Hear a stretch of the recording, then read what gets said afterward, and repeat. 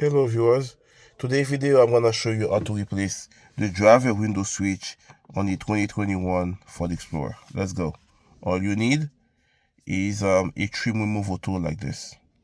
You're gonna insert the trim tool in between this here so you can pop that whole thing here. There you go. And you're gonna unplug it here.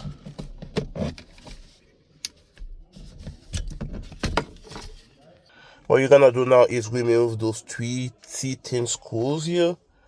The T10 screwdriver. Those are torque screws. And that one.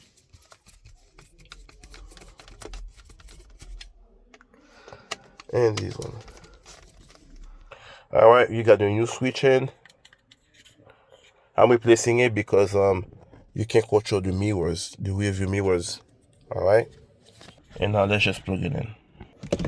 Alright, let's go.